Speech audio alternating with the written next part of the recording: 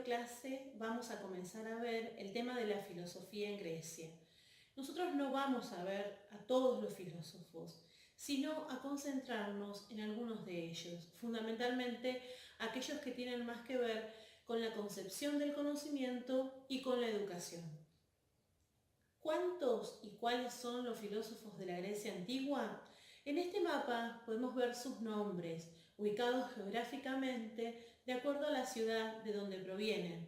Pero además, los colores que los identifican nos indican el período en el cual vivieron. Época presocrática en amarillo, época clásica en rojo y época helenística en verde. Ahora, para comenzar a abordar el origen de la filosofía, temporalmente tenemos que volver a la Edad Oscura y geográficamente nos ubicamos en la región de Jonia. Recordemos que en los primeros tiempos de la Edad Oscura se produjo una expansión de los griegos de la península a Jonia. En las ciudades-estado de los griegos jónicos, por sus actividades comerciales, se produjo un continuo intercambio cultural e intelectual entre oeste y este, sobre todo las relaciones que establecieron con las poblaciones de Oriente. Debe tenerse en cuenta, además, que estas poblaciones ya contaban con alfabeto, que en la región no era infrecuente saber leer y escribir, y que los ciudadanos de la élite conocían bien a Homero y a Hesíodo. Durante este período, el Asia Menor podría considerarse como una especie de región industrial que sabía el arte de la fundición y la forja del hierro, de la fermentación, del tejido, de la fabricación de ladrillos, etc. Había artesanos y gremios profesionales, actividades y saberes como la medicina, el derecho, las matemáticas, la astrología y la astronomía formaban parte de una tradición viviente en esta región. Es en este mundo comercial jónico donde el saber cobra nueva vitalidad. Al insistirse en su utilidad práctica, la escritura perdió muchas de las connotaciones de las otras lenguas. Por ejemplo, recordemos el papel que la escritura jugaba en sociedades como la egipcia, donde se lo consideraba un tipo de saber jerarquizado, en manos de unos pocos, muy relacionado con las actividades del culto religioso. Nada de esto sucede en la Jonia griega, en donde la escritura es considerada como una técnica, más que un saber, que formaba parte principalmente de las actividades comerciales, pero también de los intercambios culturales.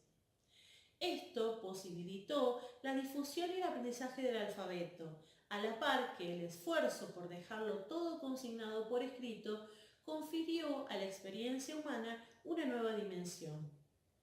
Los griegos fueron orientándose así hacia un tipo de especulación sin precedentes históricos, una actividad intelectual que, modelada a la sombra del pensamiento oriental, supuso la primera etapa de desarrollo del espíritu de investigación por la investigación, del amor intrínseco al conocimiento.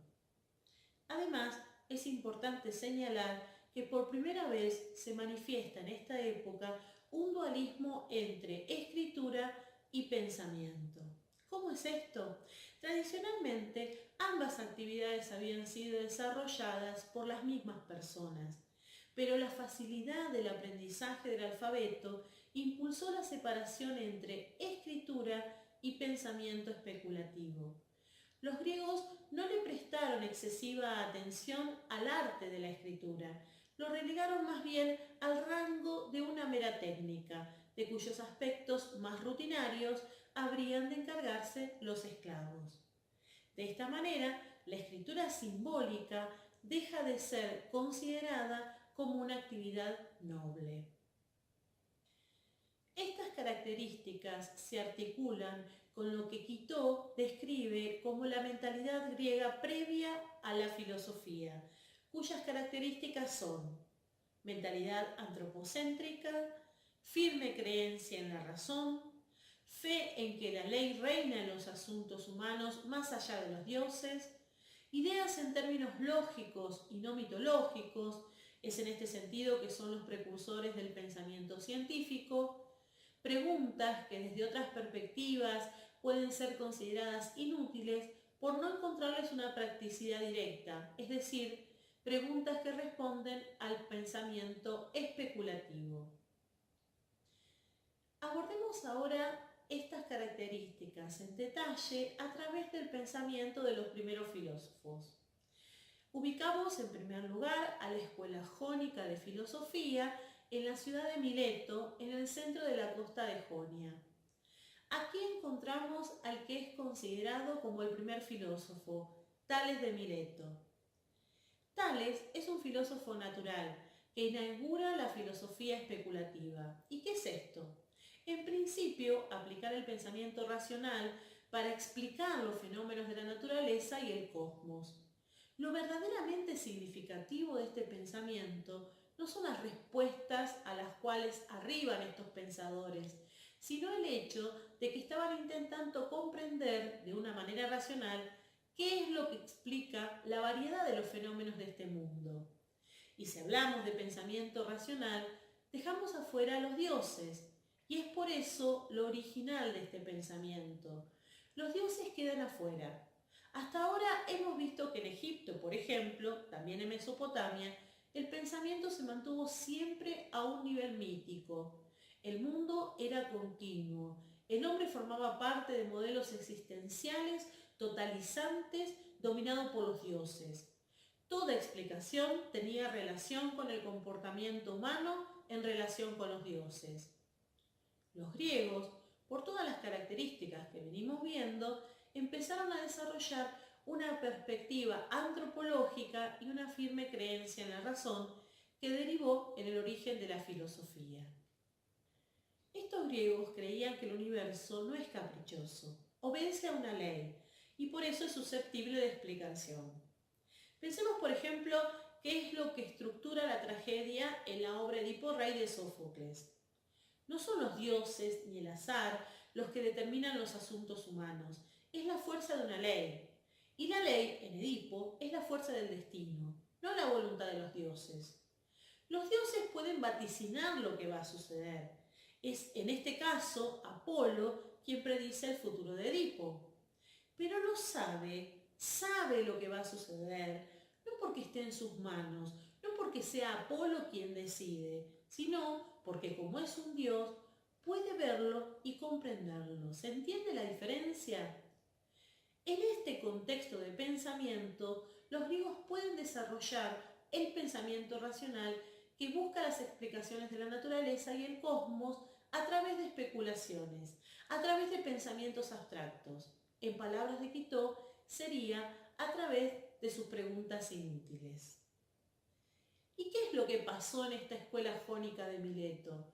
Los pensadores, llamados presocráticos, de esa escuela, desarrollaron respuestas racionales y no míticas. Tales y sus sucesores hicieron preguntas de carácter general y propusieron respuestas generales, racionales e impersonales. Por ejemplo, Tales, Anaximandro, Anaxímenes sostenían la existencia de una sustancia primigenia, vital y animada, que estaba en el origen del universo. En este sentido, formularon leyes generales que para ellos eran la base del conocimiento porque brindaban una explicación sin intervención de los dioses. Tales de Mileto, el primer filósofo, vivió entre el 624 a.C. y el 546 a.C. Por sus formulaciones es considerado el primero de los físicos. Physis en griego significa naturaleza. Tales sostenía que el agua era la sustancia vital y primigenia que está en el origen del universo.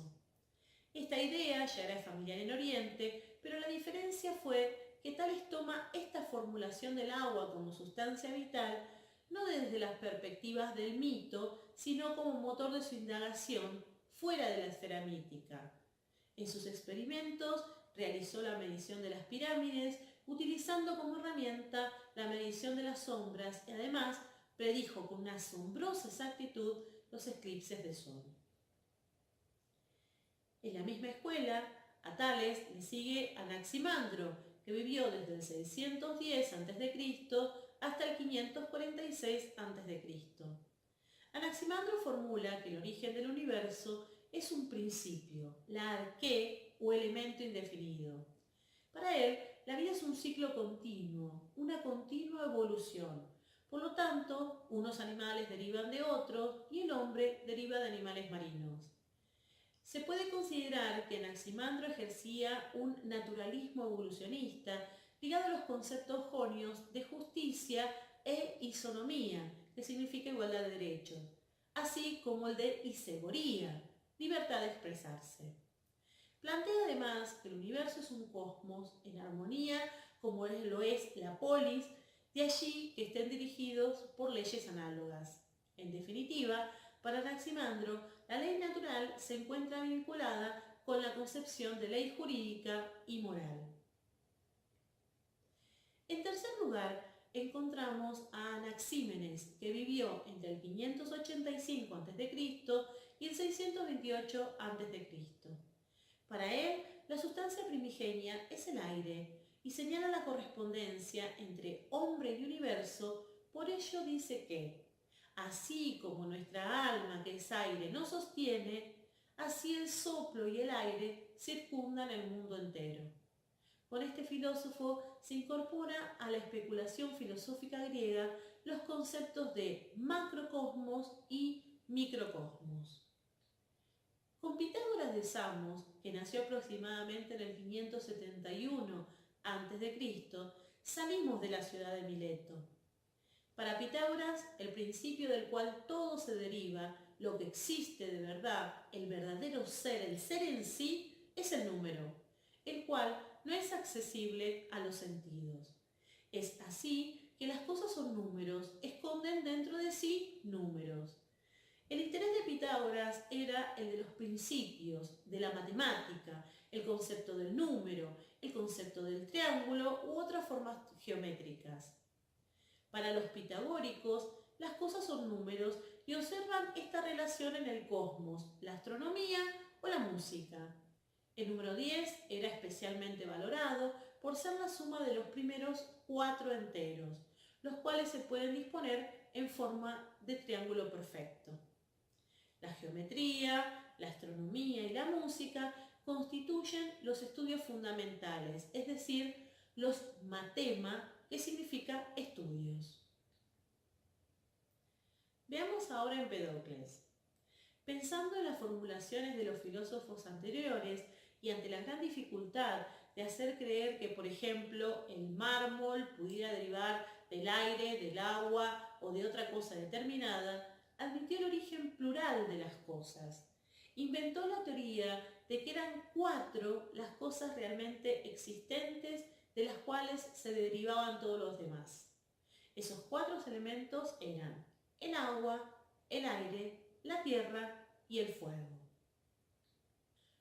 Por último mencionaremos a Heráclito de Éfeso, que vivió entre el 535 a.C. al 475 a.C.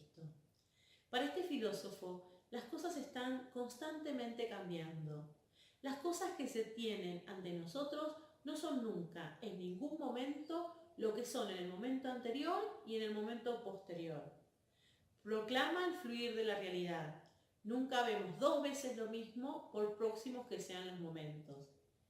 Heráclito sería el autor de la frase que quizás conozcan: nunca nos bañamos 2 veces en el mismo río. Ya que no hay un ser estático de las cosas, lo que hay es un ser dinámico, en el cual podemos hacer un corte, pero este corte sería caprichoso, porque el cambio fluye. Bien, ahora les pregunto, ¿conocen esta pintura? En esta magnífica pintura de Rafael que se encuentra en el Vaticano, tenemos representado a muchos de los filósofos que hemos visto y otros que veremos más adelante. Encontramos a Platón,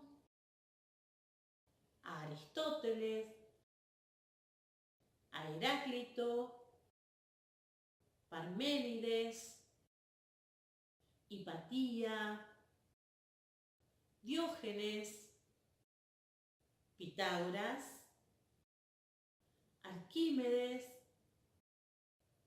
Sócrates, Anaximandro y Homero, entre otros.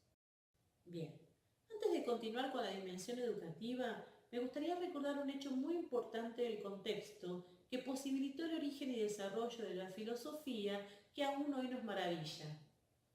Todos estos filósofos pertenecían a la aristocracia griega y por lo tanto poseían los recursos económicos para dedicar gran parte de su tiempo al pensamiento intelectual. Porque tanto ayer como hoy, para filosofar, para reflexionar, para realizar cualquier actividad intelectual, hay que tener tiempo. Tiempo que podemos emplear en la filosofía porque no tenemos que dedicarlo a ganarnos la vida, ¿verdad? Piensen, por ejemplo, en sus propias situaciones. ¿Cuánto tiempo tendrían para dedicarles a sus carreras si no tuvieran que trabajar para ganarse la vida?